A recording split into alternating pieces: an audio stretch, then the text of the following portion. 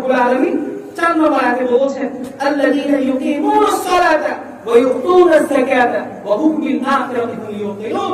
আল্লাহ বলেন মুহসিন বান্দার আরো একটা গুণ আছে, সেগুলো হচ্ছে আল্লাযীনা ইউকিমুনাস সালাত, তারা হচ্ছে নামাজ প্রতিষ্ঠা করে, ওয়া ইউতুনাস যাকাত, যাকাত আদায় করে, তারপর হচ্ছে ওয়া হুম বিল আখিরাতি হুম ইউকিনুন, এবং আখিরাতের প্রতি তারা একনিষ্ঠ হয়।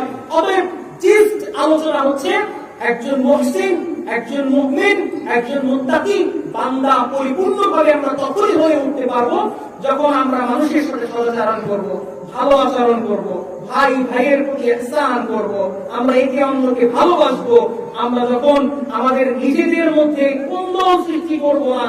দ্বিতীয়ত আমাদের ইবাদতগুলোর মধ্যে আমরা ইখলাসকে গায়েব করব, আমরা ইবাদতের মধ্যে একনিষ্ঠ হব এবং আল্লাহ তাআলার এই ৪র্থ নম্বর আয়াত অনুযায়ী নামাজ পড়ব, ঠিক মতন যাকাত আদায় করব এবং আখিরাতের প্রতি বিশ্বাস স্থাপন করব।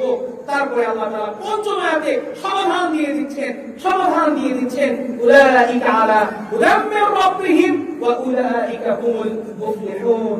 আল্লাহ বলেন ওই সকল বান্দাই হচ্ছে আল্লাহর পক্ষ থেকে হেদায়েত প্রাপ্ত, ওয়া উলাইকা হুমুল মুফলিহুন, আর তারাই হচ্ছে সফলকাম। বলেন না সুবহানাল্লাহ।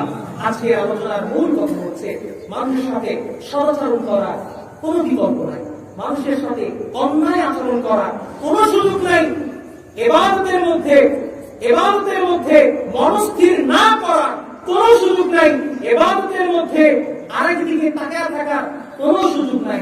ইবাদতের মধ্যে কি হইতে হবে? ইখলাসকে আনতে হবে, ইখলাস আনতে হবে, মনোযোগী হইতে হবে, তাহলে আমরা কি হইতে পারবো? মুহসিন বান্দা হইতে পারবো। আল্লাহ রাব্বুল আলামিন আমাদেরকে তার একনিষ্ঠ বান্দা হিসেবে প্রথমে মুমিন, তারপরে মুসলিম এবং আমাদেরকে মুহসিন বান্দা হিসেবে কবুল আর মঞ্জুর করুন।